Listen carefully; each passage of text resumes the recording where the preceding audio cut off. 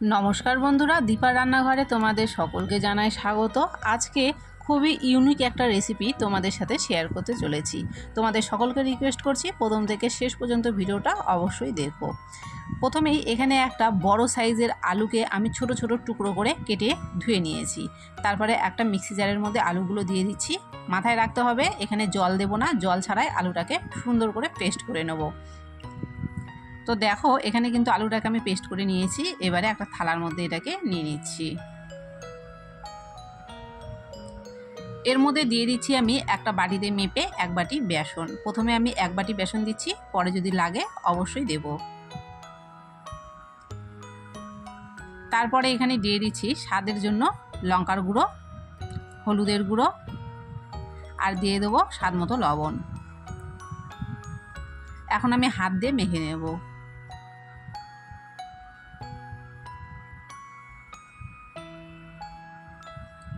এটা কিন্তু দেখো এখনও বেশ নরম রয়েছে, এখানে কিন্তু আমাদের আরও বেসনের প্রয়োজন পড়বে।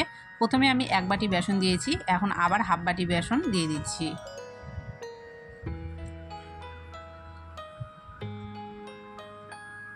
হাফ বাটি বেসন দিয়ে আবারও কিন্তু মেখে নিয়েছি। দেখো এখনও কিন্তু বেশ নরম লাগছে, তো আবারও কিন্তু এখানে হাফ বাটি বেসন দিয়ে দেবো।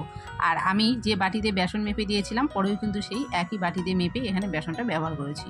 তো টোটাল এখানে কিন্তু আমার 2 বাটি বেসন লেগেছে। একটা বড় সাইজের আলুর জন্য 2 বাটি বেসন হলেই কিন্তু যথেষ্ট। খুব ভালো করে কিন্তু এখন মেখে নেব। ব্যাটারটা ঠিক কিন্তু এরকম তৈরি হবে, এর থেকে খুব পাতলাও হবে না, আবার খুব একটা শক্তও হবে না।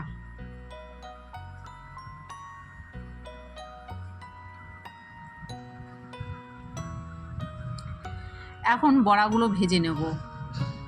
এখানে একটা কড়াই বসিয়ে কড়াই দিয়ে দিচ্ছি সর্ষের তেল। আমি সর্ষের তেলে রান্না করছি, তোমরা চাইলে অবশ্যই সয়াবিন তেল ব্যবহার করতে পারো। তেলটা কড়াইয়ের গায়ে ভালো করে লাগিয়ে নিলাম। গ্যাসের ফ্লেমটাকে লো করে দিয়েছি আর এখন কিন্তু বড়ার আকারে এখানে দিয়ে দিচ্ছি। গ্যাসের ফ্লেমটাকে যেহেতু লো করে দিয়েছি আর যেহেতু আমি সর্ষের তেলে বড়াগুলো ভাজি, সেই জন্য কিন্তু দেখো এখানে অনেকটাই ফেনা উঠে গেছে। তবে ভয় পাওয়ার কিছু নেই, বড়াগুলো ভাজা হওয়ার সাথে সাথে কিন্তু ফেনাগুলো কমে যাবে।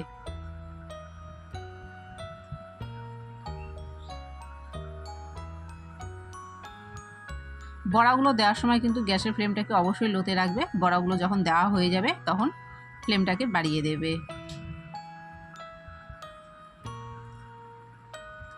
আমি একসাথে কিন্তু এখানে অনেকগুলো করে বড়া দিয়েছি। তোমাদের কাছে যদি অসুবিধা মনে হয় অবশ্যই কম কম করে দিয়ে ভাজতে পারো।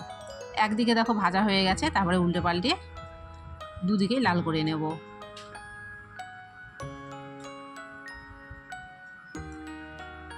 প্রথমবারের বড়াগুলো কিন্তু দেখো আমার খুব সুন্দর লাল করে ভাজা হয়ে গেছে, উঠিয়ে নিচ্ছি। পরের বারের বড়াগুলো কিন্তু ঠিক একই রকমভাবে ভেজে নিতে হবে। এখন একটা কিন্তু মশলা তৈরি করে নেব। যে মিক্সির জারে আলুটাকে পেস্ট করেছিলাম সেই মিক্সির জারের মধ্যে 2টো কাঁচা লঙ্কা, আদার টুকরো আর কয়েক কোয়া দিয়ে দিচ্ছি রসুন। আর এখানে 2টো মিডিয়াম সাইজের টমেটো আমি কেটে নিয়েছি, সেটা দিয়ে দিলাম।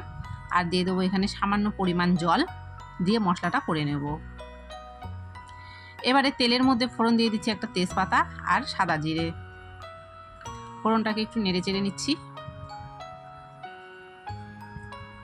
বেশ খানিকটা পেঁয়াজ এখানে ছোট ছোট করে টুকরো করে আমি কেটে রেখেছিলাম, সেটা দিয়ে দিলাম। পেঁয়াজটাকে এখন একটু লাল করে ভেজে নেব।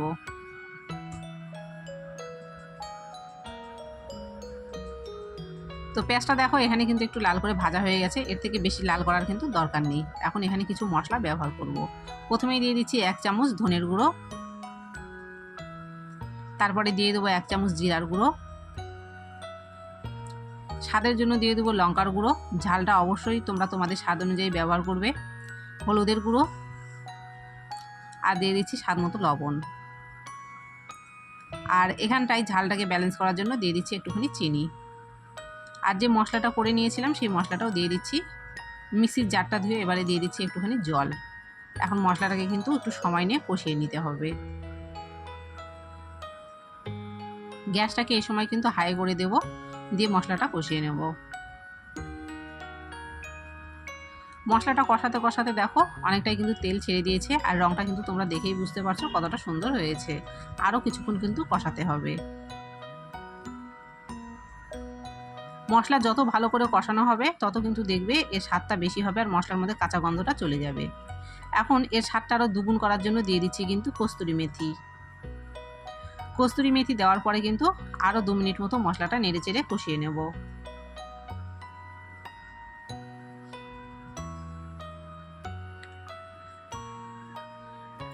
মশলা খুব ভালো করে কিন্তু কষানো হয়ে গেছে, সাইড দিয়ে তোমরা দেখতে পাচ্ছ তেল কিন্তু ছেড়ে দিয়েছে। এখন এর মধ্যে দিয়ে দেবো জল।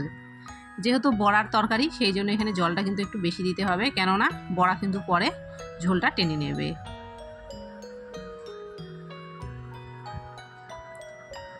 জলটা দেওয়ার পরে কিন্তু এখন একটু অপেক্ষা করব ঝোলটা ফুটে ওঠার জন্য।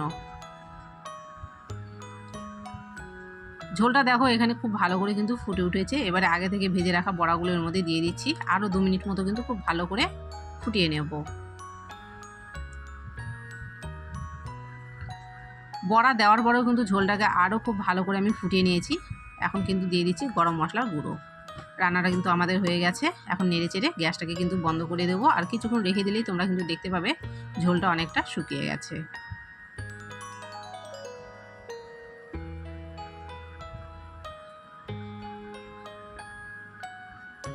খুবই সহজে একটা কাঁচা আলু আর বেসন দিয়ে কিন্তু এইভাবে তোমরা রেসিপিটা করে নিতে পারো। এটা দেখতে যতটা দুর্দান্ত, খেতেও কিন্তু দারুণ হয়। তো কেমন লেগেছে আজকের রেসিপি অবশ্যই কমেন্ট করো, ভালো লাগলে লাইক করো, ভিডিওটাকে শেয়ার করো।